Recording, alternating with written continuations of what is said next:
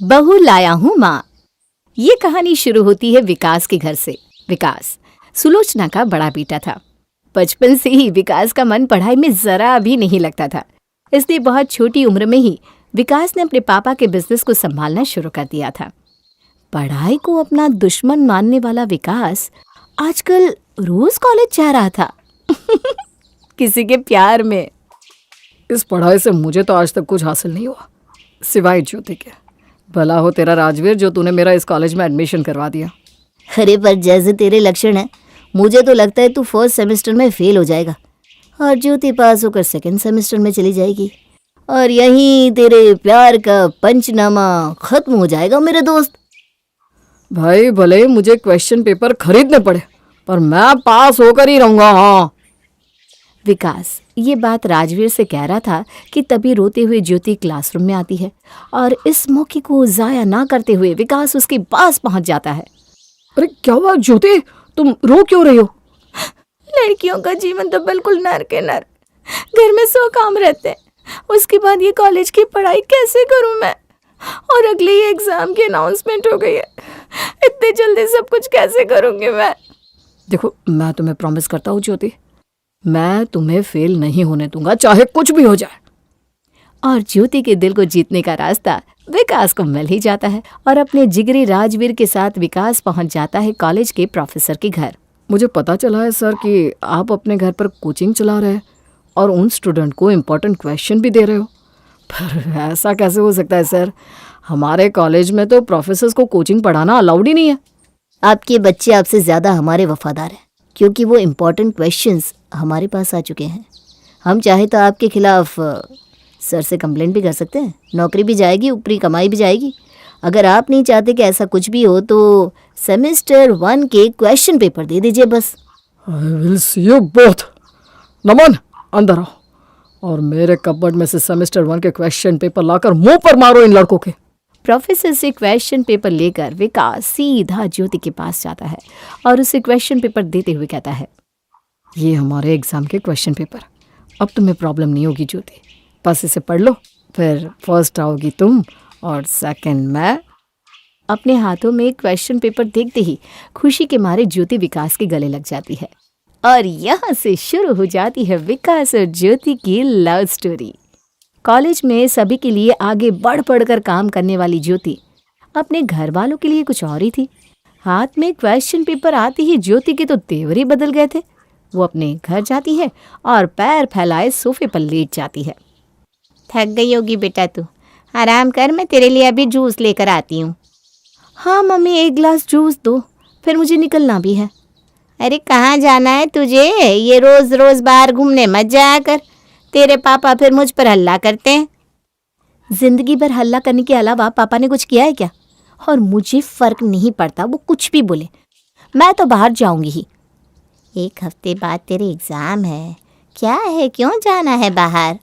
आज प्रिया की birthday party है और मेरे सारे फ्रेंड्स आ रहे हैं। अगर पार्टी में जाकर अपना सर्कल बढ़ाऊंगी नहीं तो क्या तुम लोगों की तरह इस छोटे से घर में ही रह जाऊंगी? बड़ी जगह में जाऊंगी तभी तो अमीर घर के बच्चे मिलेंगे, वरना अभी से 2 साल और पापा मुझे खुद जैसे किसी 20-25 हज़ार कमाने वाले लड़के से ब्याह देंगे। तू ये सब क्या बोल रही है बेटा? हम तुझे कॉलेज पढ़ने के लिए भेजते हैं या ये सब करने? ज्योति के घर की ये तो आम बहस थी। ज्योति हर वक्त यहाँ वहाँ घूमती फिरती और अपने दोस्तों के साथ लाइफ एंजॉय करती और अब तो उसे विकास जैसा लड़का भी मिल चुका था। विकास का तो खुद का बिजनेस था, इसीलिए उसके पास पैसे की कोई कमी नहीं थी। वो ज्योति के सारे शौक पूरे करता। इसी तरह दिन बीतते जाते हैं और एक दिन मोहन ज्योति से कहता है, लोग बातें बनाने लगे हैं, कौन है वो लड़का जो तुम्हें कॉलेज से घर तक छोड़ने आता है? वो बस मेरा दोस्त है। वो तुझे फ़ोन दिला रहा है, इतने महंगे महंगे कपड़े दिलवा रहा है और बस दोस्त है? ऐसे दोस्त हमारे तो नहीं बने बेटा। अगर किसी के साथ संबंध बनाया है तो सच सच बता दो। ये सब ना संस्कारहीन वाली हरकतें मत करो। अगर लड़का पसंद है तो बोलो, लड़के को बोल दो हमारे घर रिश्ता भेज दे। बहुत लड़के हैं मम्मी, किसी के साथ घूम फिर लिया तो उससे शादी कर लूं, पागल नहीं हूं मैं। तो फिर बात करना बंद कर उससे, या जो है सामने ला। पर ज्योति तो अब भी किसी और बेटर ऑप्शन की तलाश में थी। फिर एक दिन ज्योति विकास को मिलने बुलाती है। अगर विकास ने आज मेरा काम कर दिया तो फिर सोचूंगी कुछ। विकास वहां पहुंचता है और ज्योति को टेंशन में देखकर घबरा जाता है। क्या हुआ ज्योति, कोई बात हुई क्या? परेशान हो गई हूँ मैं विकास, मैं सेटल नहीं हूँ यार। घर वालों की ये ताने, जॉब भी मिलती है तो 10-15 हज़ार की, वही दौड़ धूप और बॉस के ताने। मैं चाहती हूँ कि मेरा भी बिजनेस हो तुम्हारी तरह, पर पापा का काम तो तुम जानती हो, कहाँ है हमारे पास इतने पैसे। अरे जॉब वॉब नहीं करना ज्योति तुम्हें, ना ना ना ना, 15,000 महीने के तो मैं तुम्हें दे देता हूँ। तब तक मैं पापा को मनाने की कोशिश करता हूँ। हमारे गिफ्ट आइटम का काम इतना बड़ा है, एक फ्लोर मैं तुम्हें हैंडल करवा दूंगा, फिर तुम्हारे घर रिश्ता लेकर आ जाऊंगा। आप तो खुश? खुश, बहुत खुश। और इस तरह ज्योति को एक जमा जमाया बिजनेस मिल जाता है। वो समझ जाती है कि विकास से अच्छा लड़का उसे मिल ही नहीं सकता और वो शादी के लिए विकास को हाँ कर देती है। दोनों के परिवार वाले आपस में मिल लेते हैं और शादी की तारीख फाइनल हो जाती है। शादी के दिन स्टेज पर दोनों दुल्हा दुल्हन एक दूसरे के सामने खड़े थे। ज्योति विकास के गले में वरमाला डालते हुए फुसफुसा कर कहती है, वरमाला जैसे ही मैं डालने हाथ तुम्हारे गले तक लूं, तुम नीचे झुक जाना घुटनों पर। वो तो मैं वैसे भी झुकने वाला था डार्लिंग। और सभी के सामने विकास घुटनों पर बैठकर ज्योति से वरमाला पहनता है। विकास की खुशी का तो कोई ठिकाना ही नहीं था। आखिरकार उसे उसका प्यार जो मिल गया था। विकास और ज्योति के फेरे हो जाते हैं और फिर विकास उसकी मांग में सिंदूर भरने लगता है। थोड़ा सा सिंदूर उठाओ, क्या देहातियों की तरह इतना उठा लिया तुमने? हल्का सा ही सिंदूर लगाना बस। अरे थोड़ा सा ही उठा रहा हूँ बाबू, वो तो ज़्यादा उठ गया। मेरा भी तो फर्स्ट टाइम है ना। अब देखो टेंशन मत लो, मैं तुम्हारा मेकअप खराब नहीं होने दूंगा। मेकअप की छोड़ो, तुम यहाँ देख नहीं रहे हो कितने हाई क्लास लोग आए हुए हैं, क्या समझेंगे वो? अरे मेरे ही गेस्ट है, वो क्या समझेंगे? और वो जो भी समझे तुम उसकी फिक्र मत करो, मैं हूं ना, मैं सब देख लूँगा। और मंडप से ही ज्योति विकास पर रौब झाड़ना शुरू कर देती है। इत्तेफाक से ये सारी बातें विकास की बहन अनीता सुन रही थी, पर अपने भाई की पसंद के आगे वो भी कुछ नहीं कहती और आधे घंटे में सारी रस्म पूरी हो जाती है। अब आप सब अपने अपने कमरे में आराम कर सकते हैं, क्योंकि विदाई का मुहूर्त तो सुबह का है। कहाँ फंस गई मैं? इसके परिवार में तो इतने सारे लोग हैं, इतने लोगों के बीच में तो मेरी पूरी जिंदगी किचन में चली जाएगी। विदाई में अभी वक्त है, मुझे आज रात को ही विकास से इस बारे में बात करनी होगी। और ज़रा भी देरी ना करते हुए ज्योति होटल के कमरे में फूट फूट कर रोना शुरू कर देती है और अपनी गाल पर तमाचा मार लेती है। उसे इस तरह से रोता हुआ देखकर विकास घबरा जाता है। ये क्या कर रही हो ज्योति? तुम खुद को मारना बंद करो प्लीज़। हे भगवान, ये क्या हो गया अचानक तुम्हें? घबरा रही हो तुम विदाई के कारण? अच्छा बाबा, विदाई अभी कुछ दिन के लिए पोस्टपोन करवा देता हूँ बस। मैं पागल थी विकास, मैं पागल थी। मेरा बिजनेस वुमन बनने का सपना खत्म हो गया। अब मैं कुछ नहीं कर पाऊंगी बिकॉज आई एम डेड। मुझे लगा था मैं शादी के बाद भी अपना बिजनेस संभाल पाऊंगी, पर इतने सारे लोग, इतनी बंदिश है, मैं कैसे करूंगी सब कुछ? मुझे नहीं रहना इतने लोगों के बीच में। एक तो तुम्हारे बड़े पापा भी तुम्हारे साथ रहता है, तुम्हारा छोटा भाई भी है, उसकी भी शादी होगी। देखो मुझे प्रॉब्लम नहीं है लोगों से, पर इतने लोग रहेंगे तो रोज रोज वहां से निकल कर दुकान आना मेरे लिए कितना मुश्किल हो जाएगा। तुम मुझे भूल जाओ विकास। अरे तुम अचानक ये सब क्या कह रही हो? इतने सारे लोगों के बीच हमारी शादी हुई है ज्योति। देखो घर से 5 किलोमीटर दूर दुकान के पास ही पापा ने फ्लैट ले रखा है, हम वहीं रहेंगे बस, सिर्फ मैं और तुम। अब तो ठीक है भाई, ऐसे शादी तोड़ने वोड़ने की बात मत करो। मेरे लिए तुम्हारी खुशी से बढ़कर और कुछ भी नहीं है, मैं खुद भी नहीं। और ज्योति की जिद के आगे झुककर विकास अपने पूरे परिवार को छोड़कर ज्योति के साथ शिफ्ट होने का तय कर लेता है। बिल्कुल रहे सेपरेट अगर उसे रहना है तो, पर कम से कम हफ्ते भर तो ससुराल में रहती। लोग क्या कहेंगे? लोगों का छोड़ो ना दीदी, आपको पता नहीं उसकी हालत कैसी है। वो घबरा गई है। पहले दिन तो सबके साथ रह लेगी, उसके बाद हम फ्लैट में शिफ्ट हो जाएंगे। और देखिए पहले ही दिन ना सारी रस्में कर लेना और मेहमानों को विदा भी कर देना। दिखावे में तो ज्योति तेज थी ही, वो तो पहले ही दिन ससुराल में आए सारे मेहमानों की आवभगत में लग जाती है। मामी जी आपने तो चाय ली ही नहीं, सिर्फ ऐसे सूखे बिस्किट खाएंगे क्या? रुकिए मैं भी आपके लिए चाय लेकर आती हूँ। सुबह सुबह विदा हुई है लड़की और अभी मेहमानों की खातिरदारी में लग गई। 2 घंटे से भाग भाग कर तेरी बहू काम कर रही है सुषमा, 1 सेकंड भी नहीं बैठी। मानना पड़ेगा, हीरा लेकर आया है हमारा विकास। हम मनाली में रहते हैं बेटा, छुट्टी में ज़रूर आना तू। घर, दुकान, विकास सब कुछ संभालने के बाद अगर वक्त मिला तो ज़रूर आऊँगी मामी जी। मेरा छोड़िए, आप आते रहिएगा, बड़ा मन लग रहा है मेरा आप सबके साथ। इसी तरह अपनी चिकनी चुपड़ी बातों से ज्योति सभी का दिल जीत लेती है। सभी मेहमान ज्योति की तारीफ करते करते अपने अपने घर को रवाना हो जाते हैं। ज्योति भी अपने फ्लैट में शिफ्ट हो जाती है। नया अपार्टमेंट, नए नए लोग, अब ज्योति को चाहिए ही क्या था।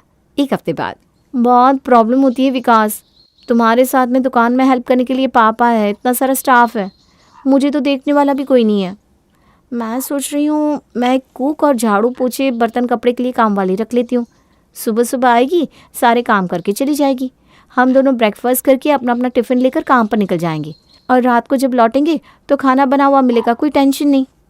ये किचन का मामला तो मुझे समझ में नहीं आता। जो तुम बोलो, मुझे कोई दिक्कत नहीं है। तो फिर ठीक है, तुम महीने के 50,000 मेरे हाथ में रख दो, बाकी फिर सारे खर्चे, बिजली बिल, फ्लैट मेंटेनेंस, वो सब मैं देख लूँगी। इसी तरह 7-8 महीने निकल जाते हैं। ज्योति जो भी करती, विकास उस पर कभी सवाल नहीं उठाता। पर धीरे धीरे ज्योति की हरकतें और बदलती जा रही थी। रात के 12 बजे। कहाँ हो यार तुम ज्योति? दुकान से तो तुम 8 बजे ही घर के लिए निकल गई थी। अच्छा, तो अब तुम मुझ पर निगरानी रख रहे हो? मैं ए विंग की आंटी के साथ बाहर घूमने आई हूँ। 1 बजे की मूवी है हमारी, पिक्चर सुबह तक ओवर होगी। उन्हीं के साथ मैं घर आ जाऊँगी, तुम सो जाओ। अरे तो तुम्हें मुझे बताना तो चाहिए था ना ज्योति, मैं चलता तुम्हारे साथ। दिन भर तुम्हारे पास बातें क्या होती है? वही स्टॉक कितना आया, स्टॉक कितना गया, इस बार महीने की कितनी कमाई हुई। यहाँ कोई ऐसी फालतू बातें नहीं करता। They talk about class. जो पता नहीं आजकल तुम्हारा कहाँ चला गया है। ज्योति दिन भर यहाँ वहाँ घूमती और स्टाफ पर दुकान छोड़कर अपनी नई नई फ्रेंड्स के साथ घूमने चली जाया करती।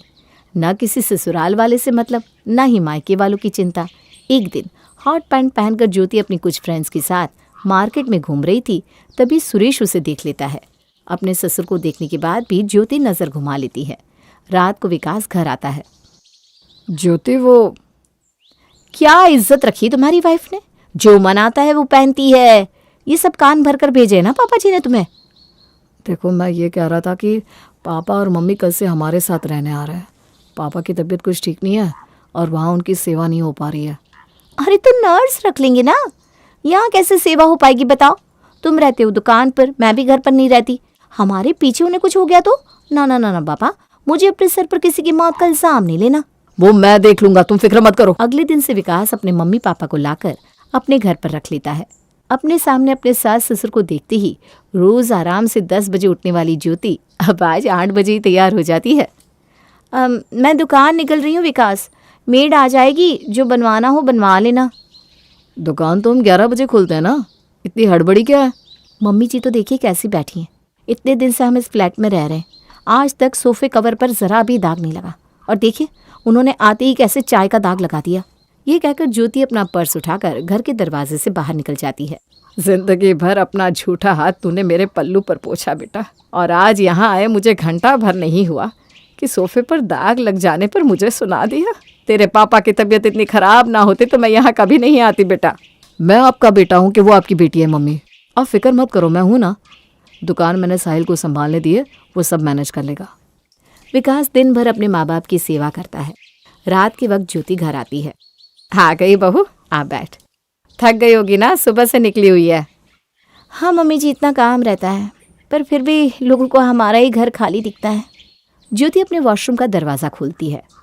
अब टॉयलेट जाने के बाद फ्लश भी नहीं करती क्या mummy ji? Oh my god, कितनी गंदी स्मेल आ रही है। वो बेटा सीढ़ियाँ चढ़कर, यहाँ पॉट है ना, तो मैं ऊपर चढ़ ही नहीं पाई, तो मैंने तो नीचे ही टॉयलेट कर लिया था। ये सुनते ही ज्योति जोर से दरवाज़ा पटक कर छत पर चली जाती है। बस इसी तरह ये ड्रामा रोज़ चलता रहता। ज्योति किसी न किसी बहाने से अपने सास ससुर से झगड़ा कर लेती।